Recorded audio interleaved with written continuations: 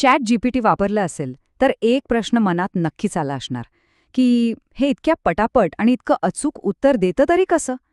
तर आज आपण हेच रहस्य उलगडणार आहोत बरं का, एकदम सोप्या भाषेत. समजा चॅट जीपीटीला सांगितलं माझ्यासाठी एक निबंध लिही, आणि काय, काही सेकंदात एक पूर्णच्या पूर्ण निबंध आपल्यासमोर हजर. कमाल आहे नाही का? एखाद्या जादूसारखंच वाटतं हे. आणि जे प्रोग्रॅमिंग करतात त्यांना तर हे नक्कीच माहीत असेल. एखादा अवघड किचकट कोड टाकला की चॅट जीपीटी तो अक्षरशः क्षणात दुरुस्त करून देतो. पण मग मूळ प्रश्न तोच राहतो, हे सगळे इतक्या वेगाने घडतं तरी कसं? यामागे नक्की कोणतं तंत्रज्ञान आहे?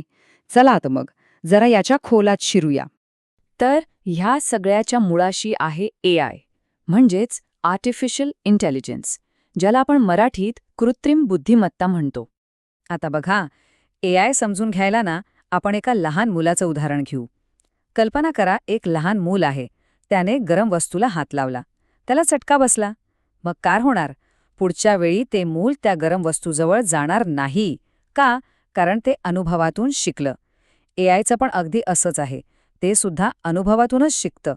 पण एक मोठा फरक आहे. माणसाला हे सगळं शिकायला 20-25 वर्ष लागतात, पण AI तर लाखो करोडो डेटा पॉइंट्समधून काही तास किंवा दिवसांतच शिकून मोकळं होतं. म्हणजे बघा, आपलं शिक्षण हे वैयक्तिक अनुभवावर अवलंबून असतं, पण AIचं शिक्षण हे प्रचंड अफाट डेटावर अवलंबून असतं. म्हणजे अगदी एका वाक्यात सांगायचं झालं तर काय, AI म्हणजे कम्प्युटरला माणसासारखं विचार करायला शिकवणं. बस, इतकं सोपं आहे. ठीक आहे, AI काय आहे हे कळलं.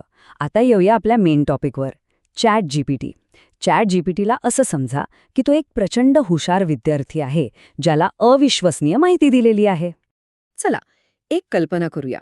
समजा सचिन नावाचा एक मुलगा आहे, आणि ह्या सचिनने काय केलंय, त्याने अक्षरशः पूर्ण इंटरनेट वाचून काढलंय. लाखो पुस्तकं, विकिपीडिया, बातम्या, सगळं काही. आता विचार करा, अशा मुलाला आपण काहीही विचारलं तर त्याच्याकडे उत्तर तयारच असेल की नाही, कारण त्याने ते कुठे ना कुठे वाचलेलंच असणार. चॅट जीपीटी म्हणजे हाच सचिन आहे बरं का. आणि त्याचा अभ्यास किती मोठा आहे हे ऐकून तर थक्कच व्हाल. चॅट जीपीटीनं जेवढा डेटा वाचला आहे तो सगळा जर आपण कागदावर छापला ना, तर त्याने आपल्या पृथ्वीला 1-2 नाही तर तब्बल 7 वेळा वेढा घालता येईल. हो, इतका प्रचंड अभ्यास केला त्याने. चॅट जीपीटीच्या मागे जे तंत्रज्ञान आहे त्याला म्हणतात जीपीटी, म्हणजेच जनरेटिव्ह प्री ट्रेन्ड ट्रान्सफॉर्मर. आणि हे कोणी बनवलंय?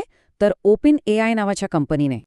आता येतोय सगळ्यात महत्त्वाचा प्रश्न, चॅट जीपीटी उत्तरं नक्की बनवतं कसं?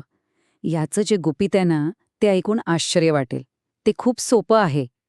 ते म्हणजे पुढचा शब्द ओळखणं. चला, एक छोटासा खेळ खेळूया. मी एक वाक्य सुरू करतो, ते मनातल्या मनात पूर्ण करायचा प्रयत्न करा. वाक्य आहे, सकाळी उठल्यावर मी. काय आलं मनात?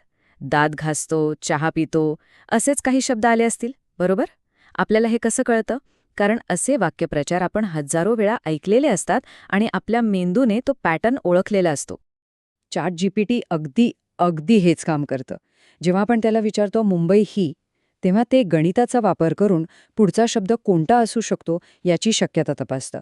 म्हणजे महाराष्ट्राची हा शब्द येण्याची शक्यता 90% आहे, भारताचीची 5% आणि एक सुंदरची 3%. मग ते काय करणार? अर्थातच जो शब्द येण्याची शक्यता सर्वात जास्त आहे तो निवडून वाक्य पूर्ण करणार. म्हणूनच एकदम सोप्या भाषेत म्हणायचं झालं ना, तर चॅट जीपीटी म्हणजे जगातलं सगळ्यात स्मार्ट ऑटो करेक्ट आहे. पण मग जीपीटीमधल्या ट्रान्सफॉर्मर्सचं काय काम? तर तो फक्त पुढचा शब्द नाही ओळखत, तो अख्ख्या वाक्याचा संदर्भ लक्षात घेतो. प्रत्येक शब्दाचा दुसऱ्या शब्दाशी काय संबंध आहे हे तो ओळखतो, आणि म्हणूनच त्याची उत्तरं इतकी अचूक आणि अर्थपूर्ण असतात. बरं, AI म्हणजे फक्त चॅट जीपीटी असं नाहीये हां. AI आता आपल्या आजूबाजूला, आपल्या रोजच्या आयुष्यात सगळीकडे पसरलेला आहे.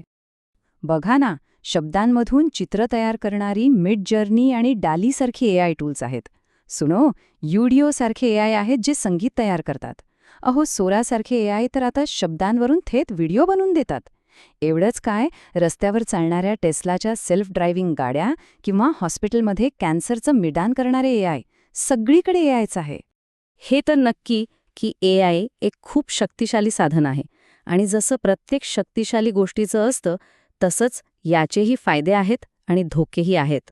एका बाजूला पाहिलं तर एआयमुळे आपलं काम सोपं होतंय, उत्पादकता वाढतीये, आरोग्यसेवेत मोठी क्रांती होतीये, शिक्षण प्रत्येकाच्या गरजेनुसार देता येतंय. पण दुसऱ्या बाजूला नोकऱ्या जाण्याची भीती आहे, डीप फेक आणि खोट्या बातम्यांचा सुळसुळाट झालाय आणि आपल्या खाजगी माहितीचा काय हा प्रश्नही आहेच. चला, तर मग पटकन आठवून घेऊया की आज आपण काय काय पाहिलं. एआय म्हणजे काय? कॉम्प्युटरला माणसासारखं विचार करायला शिकवणं. मशीन लर्निंग म्हणजे काय? मशीनने स्वतः अनुभवातून शिकणं. ChatGPTचं ट्रेनिंग कसं आहे? तर जणू काय एका विद्यार्थ्याने अब्जावधी पानं वाचली आहेत. त्याचं मुख्य काम काय? पुढच्या शब्दाचा अंदाज लावणं. म्हणूनच ते जगातलं सर्वात स्मार्ट ऑटो करेक्ट आहे. आणि ट्रान्सफॉर्मर त्याला पूर्ण वाक्याचा संदर्भ समजायला मदत करतो. एक गोष्ट लक्षात घ्या, जसं वीज किंवा इंटरनेटने आपलं आयुष्य बदललं तसंच मोठं परिवर्तन एआय घडवून आणणार आहे. हे आपलं जग नक्कीच बदलणार आहे. म्हणून याला घाबरण्याऐवजी त्याला समजून घेणं महत्त्वाचं आहे. त्याचा योग्य वापर कसा करायचा हे शिकणं गरजेचं आहे. थोडक्यात काय तर भविष्यासाठी तयार राहणं गरजेचं आहे.